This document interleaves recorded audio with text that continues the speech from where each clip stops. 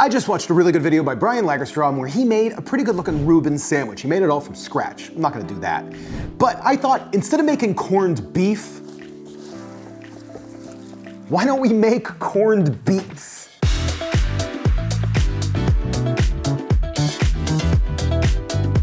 So let's get moving. I'm gonna be making some corned beets, and we're also gonna be making a vegan Russian dressing. This should be pretty good. So to start with our corned beets, first thing we wanna do is clean up our beets. I'm gonna chop off the bottom and the stem.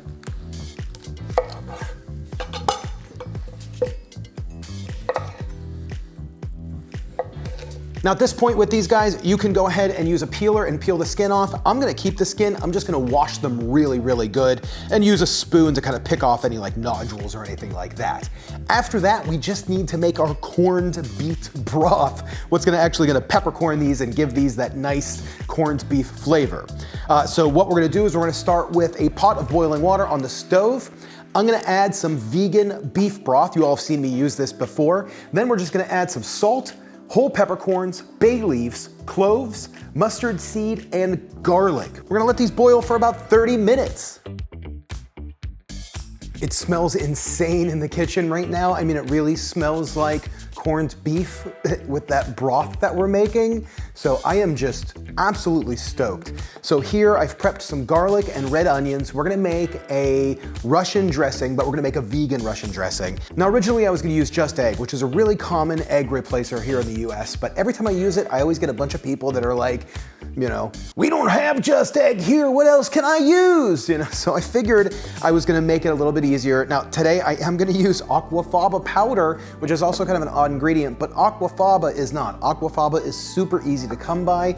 Aquafaba is the liquid that is in a can of chickpeas. So you could just use that in this recipe and it's gonna work awesome. I mean, it's gonna work really good. Now there's a ton of other egg replacers out there. You can use any one of them. They'll all work pretty good. But for this one, you only just need a little bit. I'm gonna use about a half teaspoon of aquafaba powder and around a half teaspoon of soy lecithin powder. Soy lecithin is something that's gonna help this kind of like emulsify.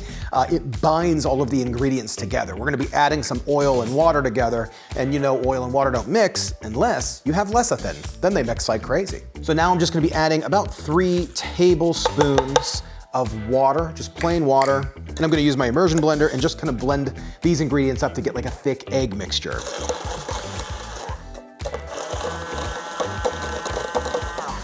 Really doesn't take that long. That's all you need.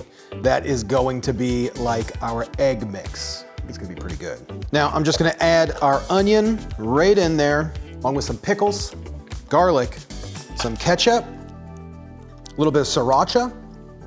Now I have about a half of a cup of olive oil. I'm gonna start the immersion blender and then slowly, extremely slowly drizzle the olive oil in. Now I'm saying slow because if you don't go too slow, then you're not gonna work. No slow, no go. It's not going to emulsify. I wish that rhymed, but it doesn't. So let's just start going. We're gonna blend these guys together and then just kind of slowly start drizzling in that olive oil.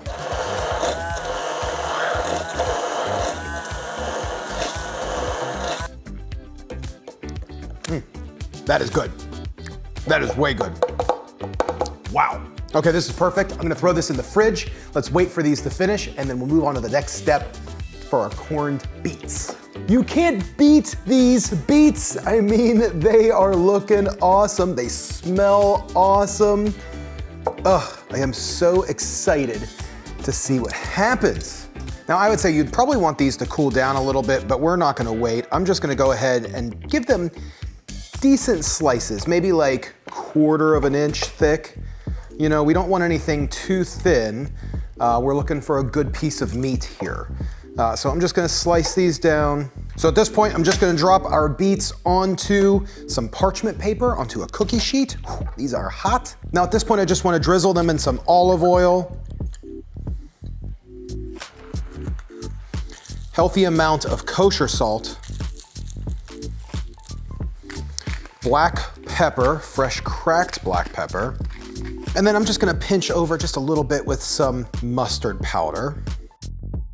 Now let's just toss these in the oven, 350 degrees, it's preheated. We're gonna let these roast for about 30 minutes. We really want to give them some good color, roast in these flavors.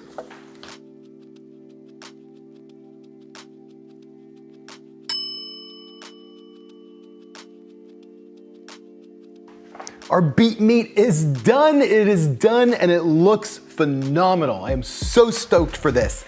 Now let's make our sandwich. We have our Russian dressing, which we just made, and we also have some sauerkraut. That was the sauerkraut that I made from a video a few weeks ago where I did the sauerkraut in kielbasa from, it was my family's tradition, I made vegan. I'll leave a link to that video down below so you can see how to make the sauerkraut. So let's get started making our sandwich. All we need is some rye bread. I'm gonna drop on some vegan cheese. I'm using Chow by Field Roast. I really like Chow.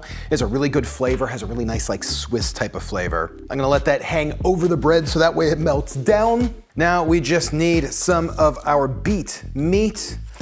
Top that on there. We don't want this to be, don't be shy about it.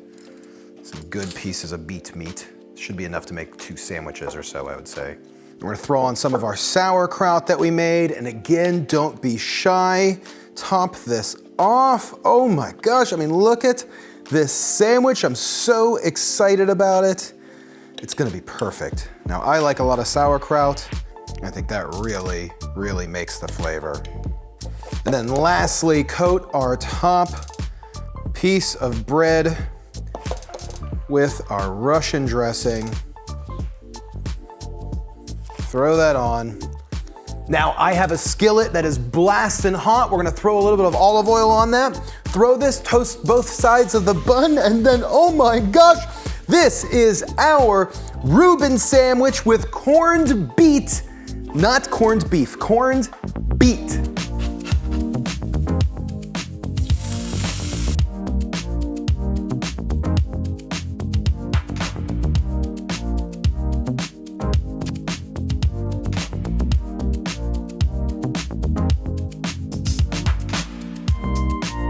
Here it is, the beet meat sandwich.